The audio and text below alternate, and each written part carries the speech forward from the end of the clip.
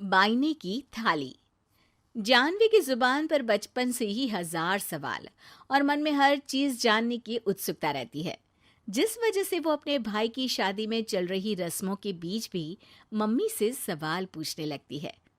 Mummy, जब लड़की वालों ने आपको अपनी इतनी बड़ी लड़की दे दी, तो फिर भी उनसे सामान लेना गलत नहीं है क्या? इस पर कोई भी जानवी की बात का जवाब नहीं दे पाता और उसे इग्नोर करते हुए रस्में निभाते रहते हैं। शादी संपन्न होती है और भाभी घर आ जाती है, जिसके बाद जानवी के सवालों का सिलसिला अब भाभी के साथ शुरू होता है। भाभी, मुझे आज तक एक बात समझ नहीं आई, हमेशा सारे बलिदान वाले काम लड़कियां ही क्यों करे? मतलब अपना घर, परिवार, दोस्त, पुरानी जिंदगी सब कुछ छोड़ लड़कियां ससुराल आए, फिर वहां सबका दिल जीतने की कसरत भी वही करे, और लड़कों का क्या? बस तैयार हुए, दूल्हे बने और दोबारा अपने घर आकर बैठ गए।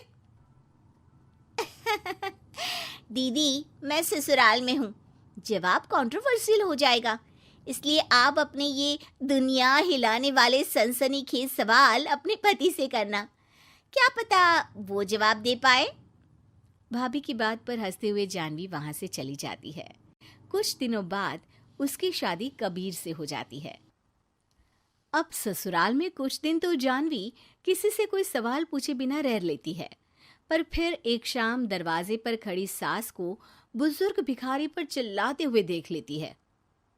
अरे मुझे पता है तुम सबके पास खूब पैसा होता है, पर फिर भी हम जैसे शरीफ लोगों को परेशान करना होता है, और फिर जब कोई पैसे ना दे तो तुम उसका खून भी कर देते हो। क्रिमिनल होते हो तुम सबके सब। अब जाते हो यहाँ से या पुलिस को बुलाऊं? ये सब देख अब जानवी खुद को रोक नहीं पाती। मम्मी, वो आपसे भीख नहीं, खाने की मदद मांग रहे हैं और आप उन पर इस तरह से चिल्ला नहीं सकती। आखिर ये भी तो एक इंसान है, और वो भी आप और मुझसे उम्र में बहुत बड़े। बाकी किसी चीज का नहीं तो कम से कम उनकी उम्र का ही ख्याल कर लीजिए। बहू का ऐसा रूप देख सास को तो जैसे शौक ही लग जाता है। जानवी भिखारी को खाना देकर वहां से भेज देती है, लेकिन इसके बाद से ही सास का उसके प्रति रवैया बदल जाता है। मुझे तो लगा था बहुत शांत बहू लेकर आई हूं, पर ये तो पूरी ज्वालामुखी निकली। अरे इतने दिनों से ये रंग क्या एक भिखारी के सामने अपनी सास की इज्जत उतारने के लिए छुपा कर रखे थे? और कौन से रंग बदलना सिखाकर भेजा है तेरे माँ बाप ने तुझे? मम्मी जी, रंग का तो पता नहीं, लेकिन मेरे मम्मी पापा ने मुझे हर ढंग में गलत के खिलाफ खड़े होना जरूर सिखाकर भेजा है। बहू का जवाब सुन सास गुस्से में वहां से चली जाती है, जिस पर पीछे खड़ा सब कुछ सुन रहा कबीर जानवी के पास आता है। जानवी, मैं मानता हूं तुमने जो किया अच्छे के लिए किया, पर मम्मी से ऐसे नहीं बोलना चाहिए था। अब उन्हें मनाने की जिम्मेदारी तुम्हारी ही है। पर मैं कैसे? मुझे तो कुछ भी पता नहीं है। तो उसके लिए मैं हूं ना। कुछ दिनों में ही सकट का त्योहार आ रहा है, तुम बस बायने पर मम्मी को देने के लिए एक सुंदर साड़ी ले आना, तुम्हारा काम बन जाएगा। ये कहकर कबीर वहां से चला जाता है, लेकिन व्रत और त्योहारों से अनजान जानवी कंफ्यूजन में वहीं खड़ी रह जाती है, जिस पर वो भाभी को फोन लगाकर सारे व्रत और उनके महत्व समझती है।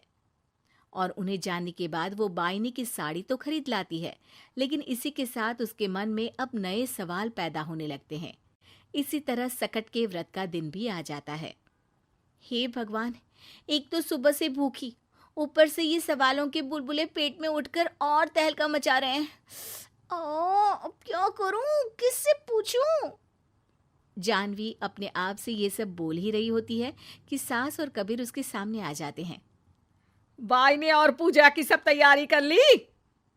हाँ जी, वो तो कर ली, पर क्या पर? फिर कोई सवाल है? पूछ लो, कहीं पेट में उसे रखे रखे एसिडिटी ना हो जाए। ज्यादा कुछ नहीं, बस पूछना था कि जब ये व्रत बच्चों और दाम्पत्य जीवन की सुख शांति के लिए होता है, फिर इसमें व्रत सिर्फ हम लेडीज ही क्यों रखती हैं? हिस्सेदारी तो दोनों की होती है ना? जानवी की बात सुन इस बार तो सास भी सोचने पर मजबूर हो जाती हैं। ये तो मुझे नहीं पता, और ना हमने कभी किसी से पूछा। बस जो बड़े बुजुर्ग रिवाज बना गए वही चल रहे हैं। इसकी भी कोई वजह जरूर होगी। अच्छा, और ये बायने की वजह? अब बायने से तुम्हें क्या दिक्कत है? नहीं नहीं, दिक्कत कोई नहीं है। बस सोचती हूँ कि अगर व्रत बच्चों या पति के लिए होता है तो हमेशा हर चीज का गिफ्ट सिर्फ सास को ही क्यों मिलता है? अरे पति के नाम पर व्रत है तो उन्हें, और बच्चों के नाम पर जो व्रत है उनमें बच्चों को क्यों गिफ्ट नहीं दी जाती? जानवी का सवाल सुन इस बार सास भड़कने की बजाय शांति से उसका जवाब देती है।